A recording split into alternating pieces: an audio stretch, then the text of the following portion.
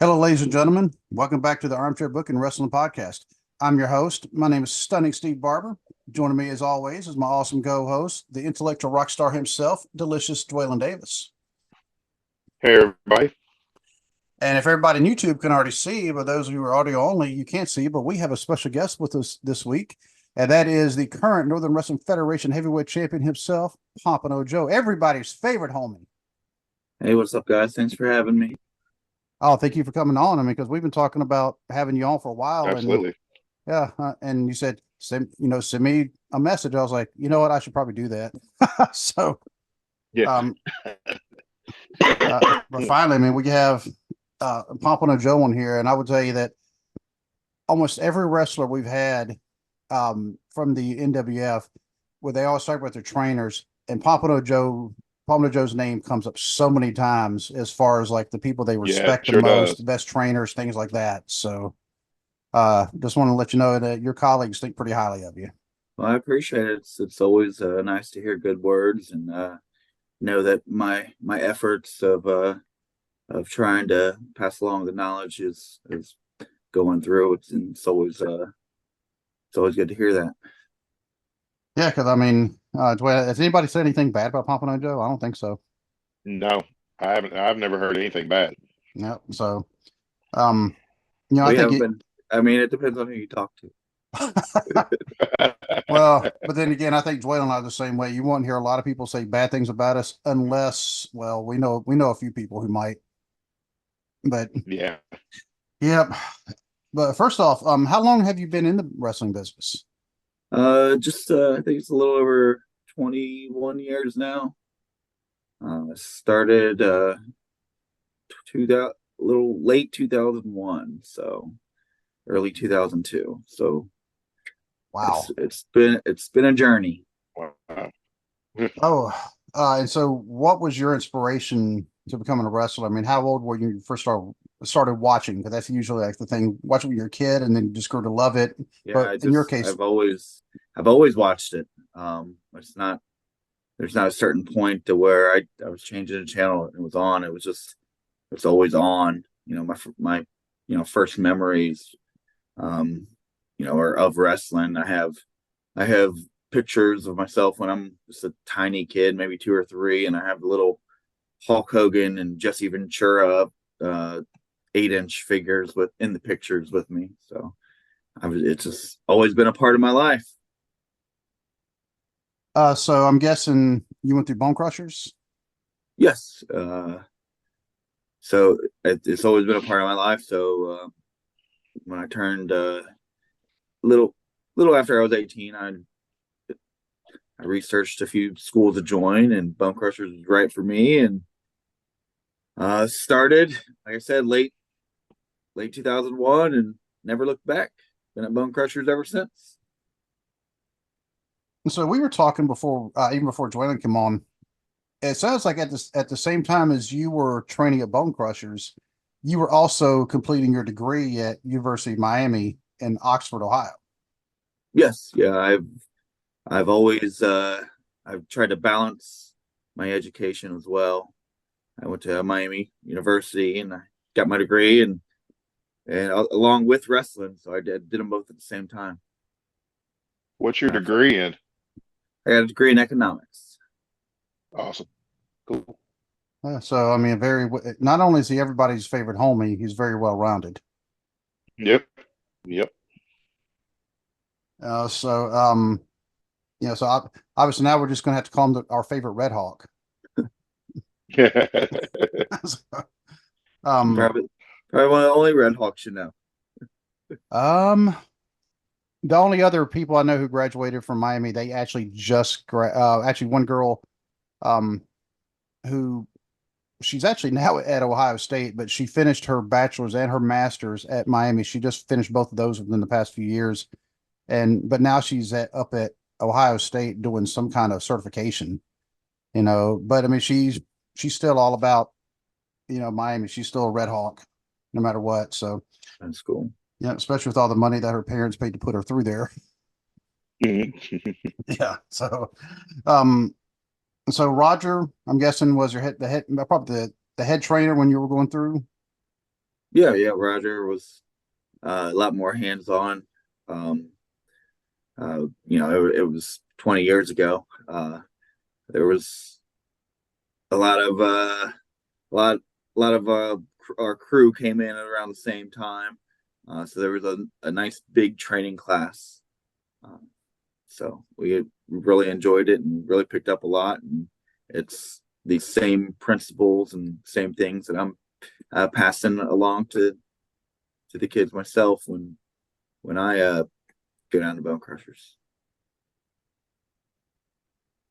I just now thought about something. Just now occurred to me.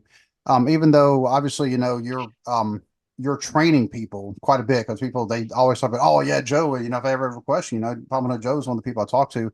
But do you still kind of put yourself in the mode where you're wanting to learn more as well? Yeah, it's part of the training process as I'm showing, different techniques and things like that. I'm also, seeing things in a different light, and maybe that I'm maybe a different perspective that I'm not used to. And sometimes some things are kind of automatic, for me, or for just wrestling's a little more natural, for some people more than others, let's just say. And when you're not as athletic, you got to kind of step back and kind of like pick apart and see the different techniques of the different moves, and it opens up the doors. I don't know what I'm trying to say. It just I can see things differently, and I pick up different perspectives because of that. So you find yourself learning new moves, kind of like Terry Funk. The man was in his 50s when he did his first moonsault. Yeah. But moonsaults weren't a thing when he was starting wrestling. Back in the Right. 60s, all into the Well, 70s. I mean, I still have a few more years, and I guess maybe I'll try a moonsault then. But other than that, no. I mean, I enjoy getting in the ring and rolling around on the mats, and I like the technical wrestling and the chain wrestling. So I love getting in the ring with the younger guys and just showing them the different holds and getting them a little bit more experience.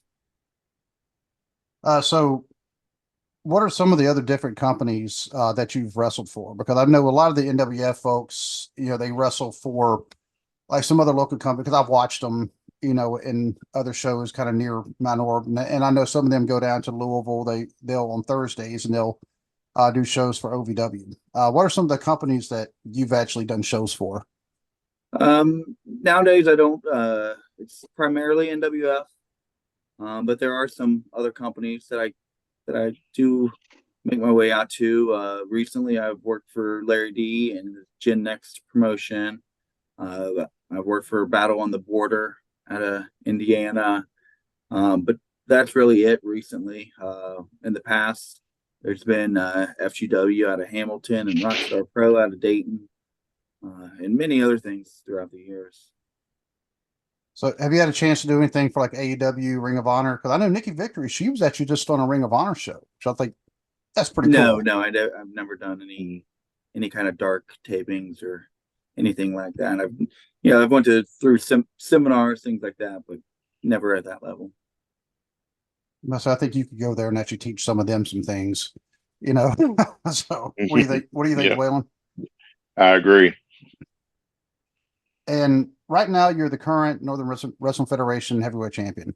What are some of the other titles you've held? In addition to that one, is this your first time as the NWF champion? Yeah, it's the first time as NWF Heavyweight Champion. Okay. Um, I've held all the other belts. It completes the cycle or the Grand Slam or whatever you call it. What do they call it? Uh, Dwaylon? I called you Leighton, my son's name. What do they call it, Dwaylon? Um, the not the Triple Yeah, the Crown, Grand but Slam. the Grand. Okay, it is a Yeah, Grand Slam. Grand Slam. yeah, Yep. yeah. I was the first ever lightweight champion when that was around. That eventually changed to the Unified Championship, which I've held that along with the Tri-State Championship a couple times. Tag Team Championship with Jesse Hyde a while back. Uh, and now finally the heavyweight championship. So completed the cycle. And you had to beat DC for that, correct? Oh yeah, that was a tough one. Wow. I can see that because he's literally Yeah. twice your size. Oh, Yeah, and he is. He's a big dude. He's a big dude. He hits pretty hard, but Sizzler had to step it up and hit him just as hard back. oh, and I saw the pull apart, at least one pull apart down at Hits, and I mean, and y'all were just laying into each other. I'm like, oh, that's going to be a good match. It's going to be brutal, hard hitting, um, stuff that'll keep everybody just watching. But I was glad to, see you win the title. And I think everybody else, like I said, you are everybody's favorite homie because the t-shirts that part of your merch that you said, everybody's favorite homie. And that's the way Miss Callie introduces it. But by the way, what is your entrance song? I meant to ask that earlier. It's Pawn Shop by Sublime. Okay. Do you know that one, Dwaylon? Yeah, I know that one. Okay. I should have realized that was Sublime. Oh my Lord, that was kind of a given. I'm slipping. It has a pretty long intro, so it doesn't necessarily get to the words too often. So you might, that might be why you might not realize. Maybe. I mean, well, the style of it, you hear that kind of almost ska, very borderline, kind of a ska sound. I should have realized it was, it was probably Sublime.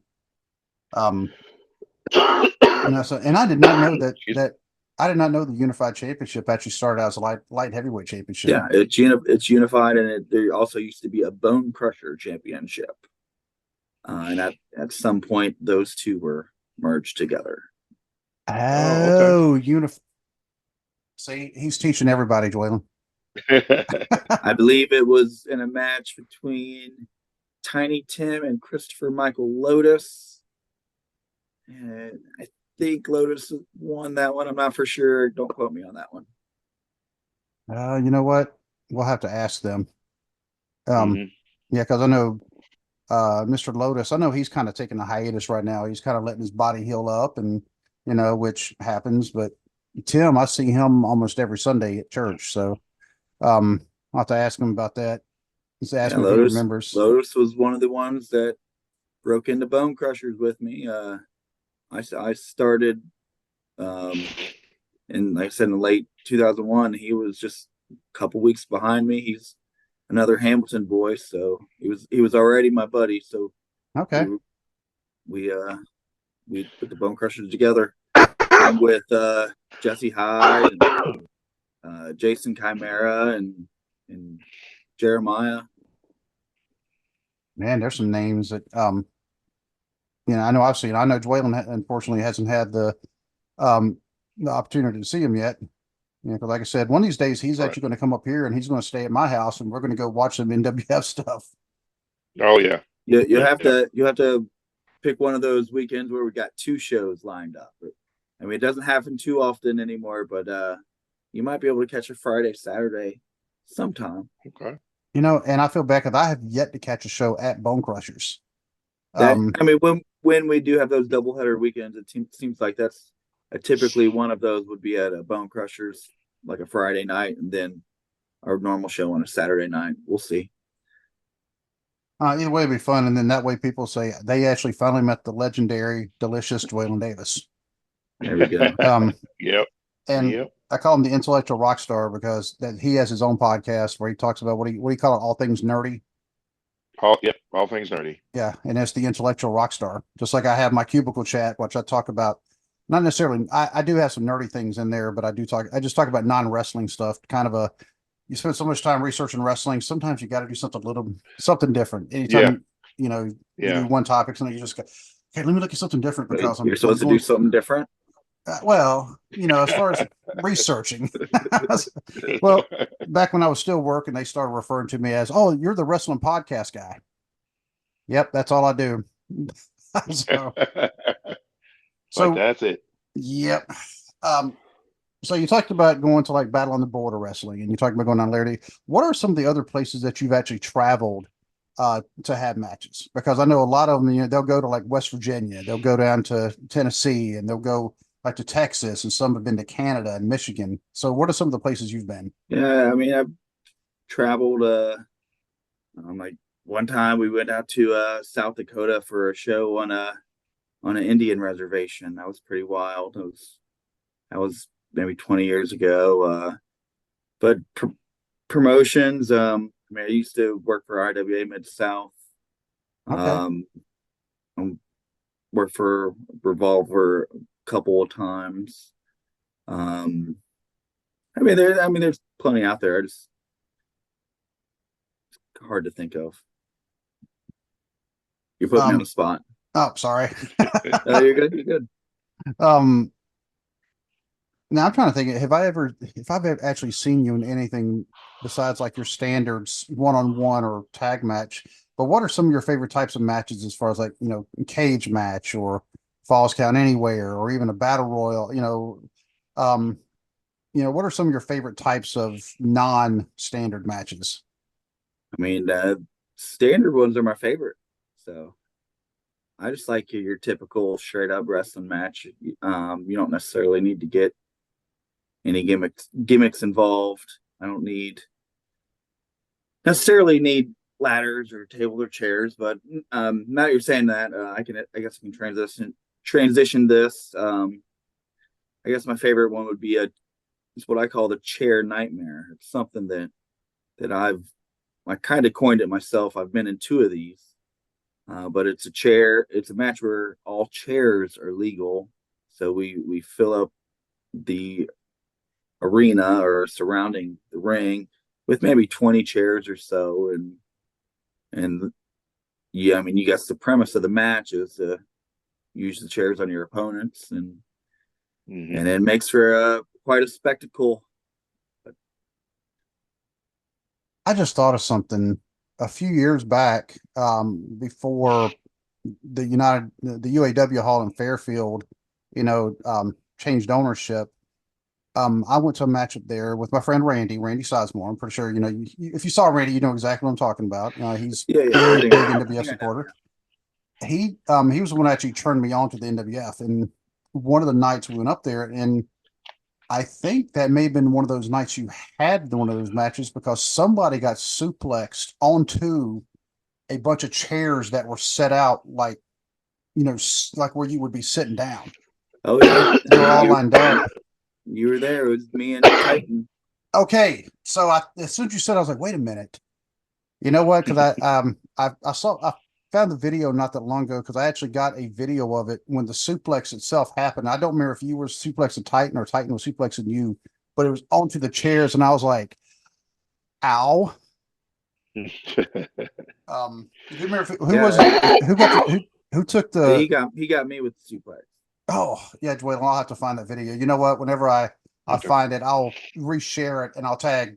But you know what? I might as well tag Titan too. Yeah, and then I had another one about a year ago with Jack Vaughn. Oh, the veteran Jack Vaughn. Yeah. Thigh Slap University or whatever. I have one of his shirts too. We're trying to get him on the show too, but he's extremely hard to get down for an interview. But he told me, I mean, he said he'd love to, but unfortunately he's extremely busy. He told me his schedule, and I was like, oh my God, but dude, go sleep. Seriously. So what are some of the upcoming events that you have coming up? We are NWF is in Ludlow this Saturday, Ludlow, Kentucky, December the 16th. We are followed by Covington, Kentucky on December the 30th. And then we're back at Bone Crushers on a special New Year's Day show Monday afternoon, I believe at 3 p.m. Monday afternoon. Yeah, January 1st. Well, Dwaylon, if you didn't have a pregnant wife at home, maybe you could. I know, right? Yeah, maybe I could make that show, but yeah, not trying to die before the baby comes, so because she'd kill me. So yeah, How far along is she now?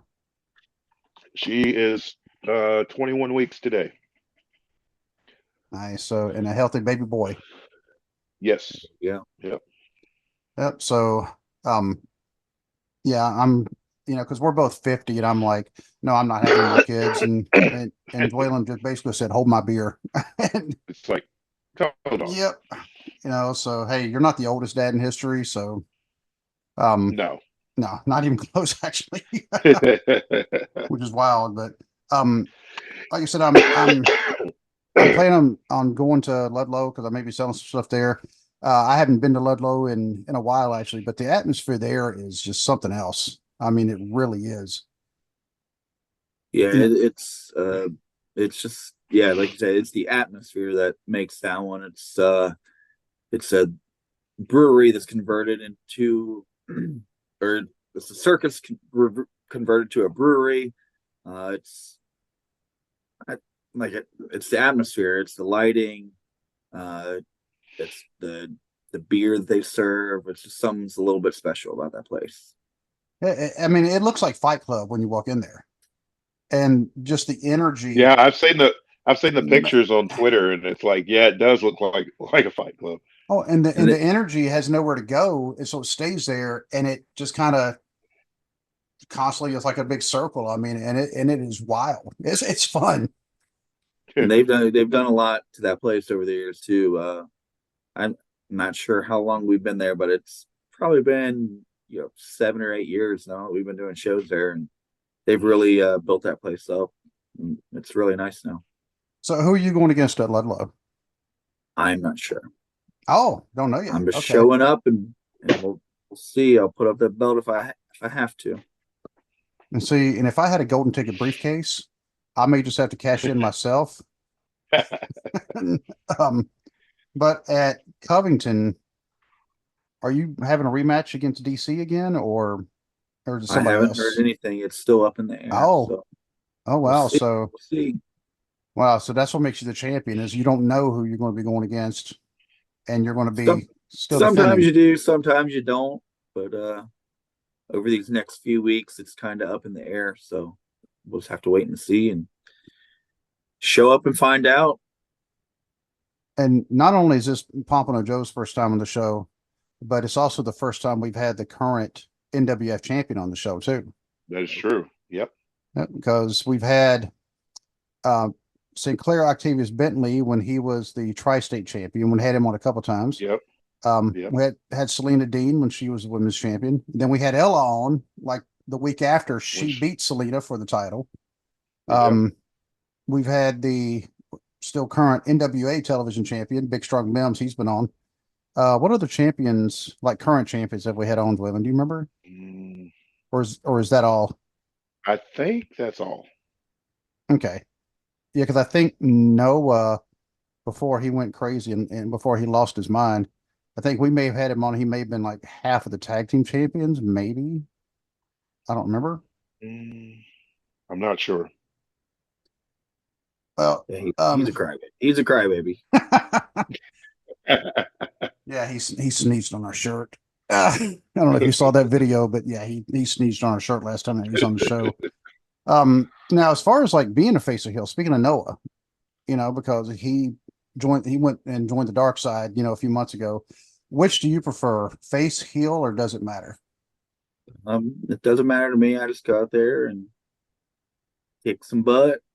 That's what I like to do. I like to go out there and fight. So, if there's somebody I don't like, well then sorry about your luck. But for the most part, I get along with everybody. Leslie, because I don't think I've seen you as a heel. I think you've always been a face, the whole time I've been watching NWF. And so it would probably make me cry if all of a sudden, you turn. I mean, it's been a few years since I hung out with the wrong crowd.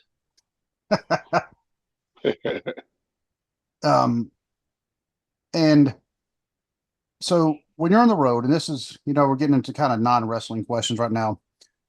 When you're driving from, like I'll just say Oxford, because we're talking about Miami. But if we're driving from Oxford to like Manor, I mean, and that's a good, good distance drive, at least an hour, maybe an hour and a half.